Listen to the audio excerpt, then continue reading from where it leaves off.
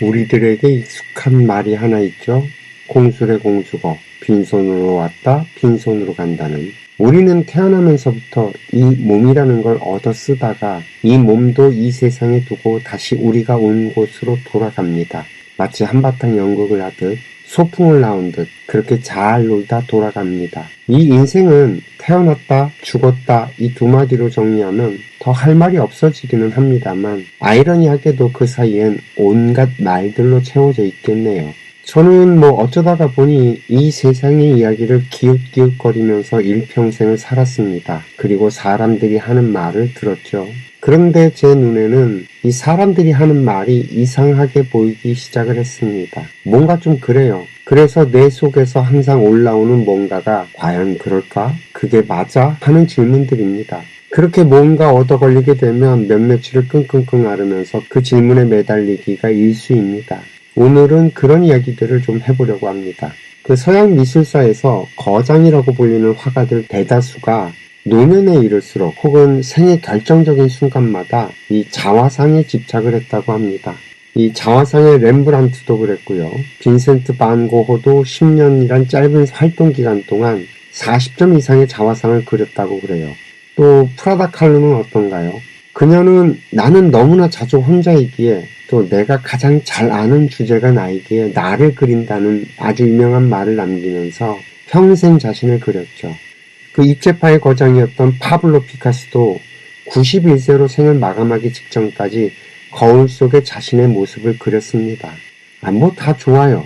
그런데 이 미술사 학자들의 말을 들어보면 좀 이상해지기 시작해요. 이 화가들이 자화상으로 회귀하는 이유는 타인은 화가의 요구대로 움직여주지 않거나 꾸며진 모습을 보이지만 거울 속에 나는 화가가 원하는 만큼 깊이 관찰을 할 수 있고 결국 거짓말을 하지 않는 유일한 대상이라서 그렇다고 주장을 하더라고요. 그리고 이 흐르는 시간 속에서 변해가는 자신의 얼굴을 보는 것은 우주의 섭리와 인생의 인과를 가장 선명하게 목격하는 일이라는 정말 그럴싸한 말을 갖다 붙이더라고요.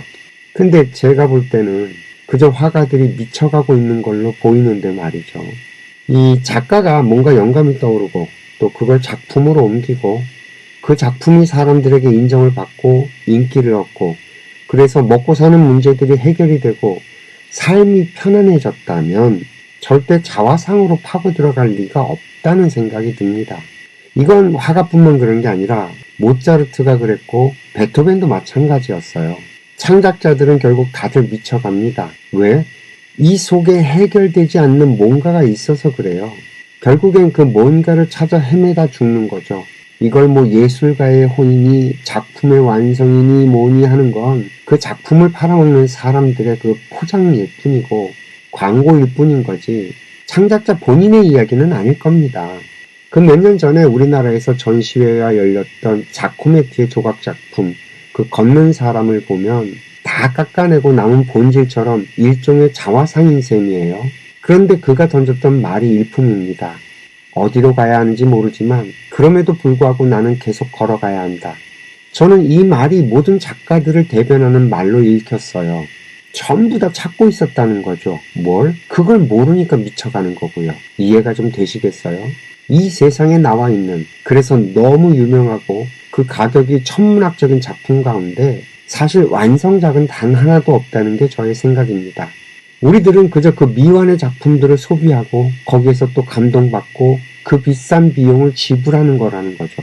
이 미술사에서 더 웃겼던 거는요. 미술 시장의 그 거상들이나 그 초기 컬렉터들 중에는 화가가 살아있을 때는요. 빵 한 조각을 안 사주다가 그가 죽거나 미쳐가면 그때부터 미친 듯이 작품을 긁어 모으는 부류들이 있었다 그러더라고요. 신성 로마 제국의 루돌프 2세 같은 수집광들은 국정조차 팽개치고 그저 밀실에 갇혀서 수집품만 들여다보다가 정신병에 걸려 죽기까지 했고요. 이 수많은 예술 작품에는요, 인간의 영혼이 만들어낸 그 에너지가 담겨 있습니다. 그러니 그 작품을 보고 듣고 하면서 다시 영감을 받기도 하고 에너지를 받기도 하고 기운을 얻기도 하고 그러죠. 그러나 전부 다 미완의 작품들이에요. 답을 찾아가는 과정이었다라는 거죠. 그 시절 당대의 상황이 담고 있는 많은 지식과 정보들을 쓸어먹은 창작자가 본 세상을 표현한 것들이니 그 시대에는 가치가 있었을 거예요. 그도 아니라면 누군가 앞서 걸어갔던 그 길을 보면서 위로와 위안을 받았을 수도 있고요. 그래서 그 작품 속에서 뭔가를 얻었다는 건 어쩌면 내 자신이 아직 그 작품보다 아랫단계에 있다는 말도 됩니다. 그러나 그것마저도 결국엔 미완의 길이란 말이고요. 문득 웹툰 미생 생각이 나네요. 우리는 모두 미완인 셈입니다. 저는 이 이야기를 생각하면서 불교의 시부도 생각이 났습니다. 도를 찾아 떠나는 여정의 이야기 말입니다. 나를 찾아가는 그 과정이 결국 화가의 자화상과 너무 닮아 있지 않나요? 소크라테스조차도 너 자신을 알라고 일가를 했지만 결국 독배를 마시고 갔습니다. 이 서양 철학의 시작도 너 자신을 알라는 일갈에서 비롯된 셈이니 여전히 우리들은 자신이 누구인지조차 답을 내지 못하고 있다는 말이 됩니다. 이해가 좀 되시겠어요? 요즘의 세태들을 보면 우리가 여전히 헤매고 있다는 생각을 지울 수가 없습니다. 그 버킷리스트의 유행을 보면요. 그래, 죽기 전에 원하는 걸 원 없이 했다고 치자. 그러고 나면 만족할 것 같냐는 질문이 떠오릅니다. 그럴 리가 없거든요. 죽기 전에 깨달은 것들이라면서 유행하는 그 수많은 책들과 말들을 이렇게 보면요. 공통적인 얘기가 있죠. 남의 눈치 보지 말고 살 걸, 사랑한다고 말을 할 걸 같은 이야기들 말입니다. 그런데요. 정말 남의 눈치 보지 않고 살면 후회가 안 될 것 같은가요? 사랑한다고 말을 정말 실컷 하고 나면 그렇게 살면 후회가 없을 것 같나요? 이런 말들은요. 정말 치열하게 자기 자신을 찾는 노력조차 해보지 않은 사람들의 말이에요. 그냥 되는 대로 살다가 삶에 미련이 남아서 남긴 말들이나 자신들을 찾기 위해 치열하게 살다가 미쳐간 사람들의 이야기나 그 속에서 우리들이 과연 무엇을 얻을 수 있을까요? 뭔가 좀 이상하다는 생각이 들지 않으세요? 제가 정말 희한한 게 뭐냐면 너 자신을 찾아야 한다고 말을 하면 하나같이 나 같은 범부가 나같이 평범한 사람이 그게 필요하냐거나 그게 되겠냐는 식의 반응을 보입니다. 그래서 제가 그러면 원래 당신의 모습은 이런 겁니다라고 알려주면 그거는 또 믿지를 않아요. 재밌지 않나요? 이것도 싫다. 저것도 아니다. 그러면서 또 행복해지고는 싶어 합니다. 아니, 자기 자신이 누군지도 모르는데 이 행복이란 단어가 어울릴 수 있나요? 그래서 저는 우리들이 왜 이렇게 이율배반적인 행동을 벌이는지 생각을 해봤습니다. 이 과거에는요, 이 지식이 아주 특수한 계급의 사람들이 만지는 것이었습니다. 이미 수차례 설명을 드렸던 것처럼 수만 년 인류의 역사 속에서 거의 대부분의 사람들은 노예이거나 그와 비슷한 수준에 머물러 살았습니다. 이 지식과 정보는 지도자층의 전유물이었죠. 반면에 이 지식인층은 지식을 습득하면서 동시에 책임과 의무라는 것도 같이 물려받았습니다. 물론 이 지식과 권력의 힘에 빠져서 산 대다수의 지식인들도 있었습니다. 그랬으니까 대부분의 문명들이 다 망했죠. 만약에 잘했다면 망했겠어요. 결국 망하고 사라졌다는 얘기는 이 지식을 잘못 운영했다는 말이 됩니다. 그렇게 수만 년을 살아온 인류가 어느 날 누구나 지식을 접할 수 있는 세상을 만든 건 결국엔 세계대전 이후예요. 그리고 이 지식이 보편화된 건 겨우 80년 정도밖에 되지 않았다는 말입니다. 지금은 이 지식이 흔해져 버렸고 그래서 이것이 얼마나 귀한 건지 다들 잊어버렸어요. 그러면서 우리는 이 지식에 수반되는 의무와 책임을 망각해버린 겁니다. 가르쳐주는 사람이 없었으니까요.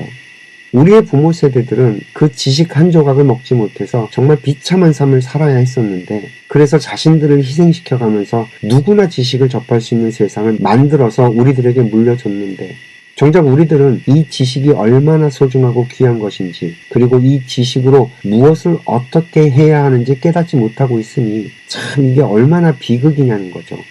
우리들이 역사를 배우고 세상의 모든 지식을 접하고 몸소 체험을 해가면서 과거의 지식들이 가지고 있는 그 모순과 문제점들을 찾아내서 새롭게 개선시키고 발전시키고 하는 일을 해야 하건만 우리는 그저 지식을 먹고 사는 도구로만 사용을 하고 있다는 거죠. 자, 이걸 한번 생각해 봅시다. 우리가 그렇게 정말 뜨겁게 열광하는 백범 김구 선생님을 한번 보자고요.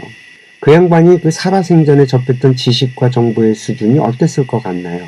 21세기 대한민국을 살아가는 우리들이 알고 있는 지식 수준에 반의 반도 되질 않았어요. 그 양반들은요, 컴퓨터를 주면 가지고 놀질 못해요. 스마트폰이요? 아이고, 어린 반푼어치도 없죠. 아마 그 시대에 평범한 사람에게 라이터를 주면 깜짝 놀랄 겁니다. 그러나 그렇게 그 알량한 그 지식으로도 김구 선생님은 나라 잃은 서름을 노래했고요. 나라의 독립을 꿈을 꿨고요. 조국의 문화 강국을 꿈꿨습니다. 그저 그 당시의 사람들보다 조금 더 안다는 이유로 그런 책임과 의무를 지고 살았지 말입니다. 이제 대한민국에서는 백범 선생 정도는 꿈도 꾸지 못할 정도의 지식인들이 넘쳐납니다.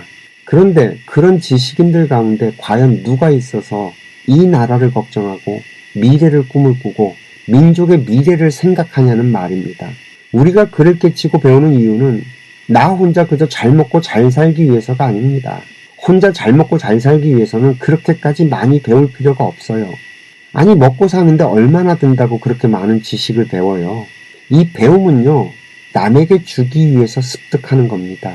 우리가 이 에너지 순환을 하지 않으면요, 갑갑해서 미쳐 죽습니다. 이건 역사가 증명을 해요. 이 지식도, 권력도, 돈도, 명예도 다 에너지입니다. 이 에너지를 먹고 소화해서 순환을 시키지 않으면 그 에너지에 체해서 죽든지, 에너지에 눌리고 깔려 죽든지, 아니면 에너지의 유턴을 맞아서 죽든지, 아무튼 이 에너지가 탈이 나서 결국 다 안 좋은 결과를 얻게 되어 있습니다.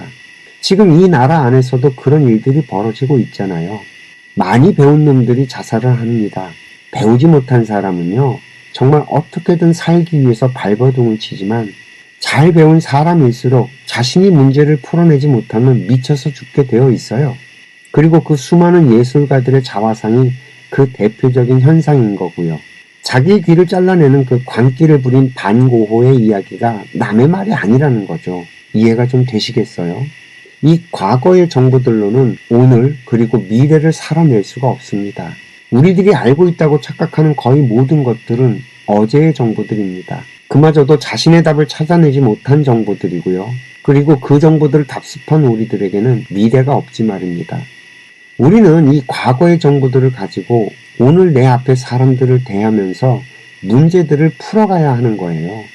정말 다행스럽게도 우리들은 이 세상에 필요한 말들이 모두 만들어진 세상에 태어나서 살아가고 있습니다. 벌써 100년 전부터 더 이상 새로운 생각들이 나오질 않고 있어요. 이 말은 세상에 필요한 것들은 이미 다 나와 있다는 말이기도 합니다. 다만 우리들은 이것들이 무엇을 의미하고 어디에 갖다 써야 하는 건지 찾지를 못하고 있는 것뿐이라는 거죠. 제가 그 제안드리는 100세 시대의 해법도요, 기존에 있던 것들을 가져와서 새롭게 재배치를 한 거예요. 그 공자님의 말씀을 가져와서 30대의 뜻을 세우고 40의 부록, 즉 흔들리지 않았고 50이 되니 내가 태어난 의미와 내가 해야 할 일을 깨달아서 그 일을 행해가니 60이 되면 귀도 순해지고 70이 되어선 내 뜻대로 해도 법도를 어긋나지 않았더라는 이 말을 이 시대에 가져와서 다시 인생 설계를 해보자는 거죠.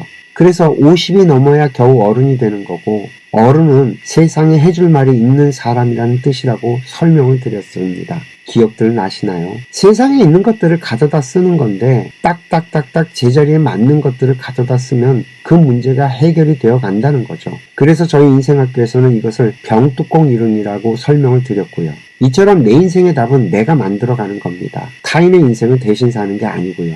그저 남의 인생을 컨닝하다가 나만 골로 갑니다. 저마다의 업이 틀리고 풀어가야 할 인생의 숙제가 다 다른데 어떻게 남의 인생을 베껴서 답을 낼 수가 있겠어요. 제가 드리는 이야기도 마찬가지입니다. 저는 그저 인생의 원리, 이 자연의 원리를 설명드리는 거예요. 그걸 듣고 자신의 답은 스스로 찾아가야 한다는 거죠. 다만 그 공통분모는 분명히 있습니다. 가령 21세기 대한민국에서 태어나 살아가는 우리들은 먹고 살기 위해서 인생을 허비해서는 안 된다는 겁니다. 그렇게 살아가기엔 너무 많이 배웠고 또 너무 많이 누리고 살아가고 있습니다. 우리가 누리고 있는 것들을 제대로 누리며 살아가기 위해선 그만큼 우리들의 에너지를 이 세상에 돌려줘야 해요. 한 끼 식사가 역대 어느 왕조의 황제나 왕들보다 더 높은 수준으로 식사를 하면서 하는 일은 노예의 일을 한다? 이게 성립될 수 있을 것 같으세요? 아직까지 인류는 행복의 단계에 이른 적이 없습니다. 모든 예술가들이 그것을 증명하고 있고요. 역사가 증명을 하고 있습니다. 우리는 아직 가야 할 길이 멉니다. 답을 찾아내야만 해요. 저는 이 21세기가 공인의 시대라고 말을 합니다. 우리 인류는 공적인 세상을 만들어 놨다고 생각을 하거든요. 미국 회사의 제품을 인도, 베트남에서 생산을 해서 대한민국에서 우리가 소비를 한다는 이 단순한 표현이 이 세상이 이미 공적인 시스템으로 돌아가고 있다는 걸 설명해 주지 말입니다. 그저 우리가 고민의 마인드로 살기만 하면 이 세상은 저절로 평화가 오고요. 저절로 행복에 이르게 된다고 말이죠. 우리 모두가 이런 생각을 공유하게 될 때 이 세상은 지상천국이요, 지상극락이요, 이화 세상이 될 겁니다. 어떻게 좀 이해가 되셨을까요? 오늘도 긴 이야기 들어주셔서 감사하고요. 행복하세요.